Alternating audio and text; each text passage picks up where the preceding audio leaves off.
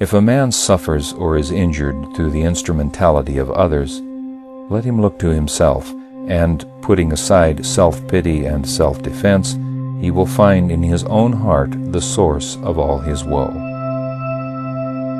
The Heavenly Life by James Allen. Chapter 6. The Righteous Man. The righteous man is invincible. No enemy can possibly overcome or confound him. He needs no other protection than that of his own integrity and holiness.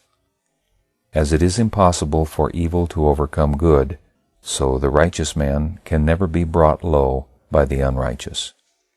Slander, envy, hatred, malice can never reach him, nor cause him any suffering, and those who try to injure him can only succeed ultimately in bringing ignominy upon themselves.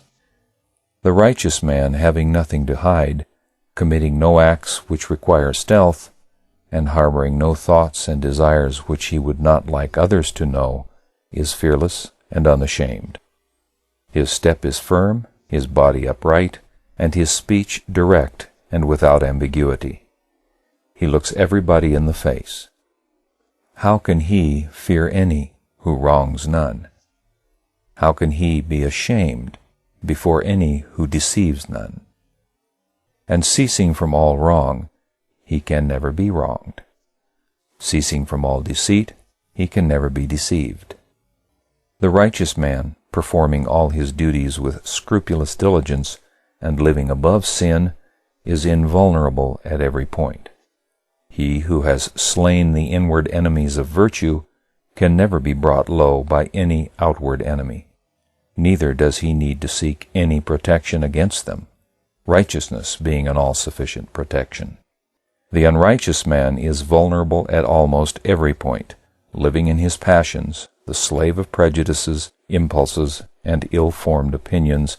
He is continually suffering, as he imagines, at the hands of others. The slanders, attacks, and accusations of others cause him great suffering because they have a basis of truth in himself, and not having the protection of righteousness, he endeavors to justify and protect himself by resorting to retaliation and specious argument, and even to subterfuge and deceit. The partially righteous man is vulnerable at all those points where he falls short of righteousness, and should the righteous man fall from his righteousness and give way to one sin, his invincibility is gone, for he has thereby placed himself where attack and accusation can justly reach and injure him, because he has first injured himself. If a man suffers or is injured through the instrumentality of others, let him look to himself, and, putting aside self-pity and self-defense, he will find in his own heart the source of all his woe.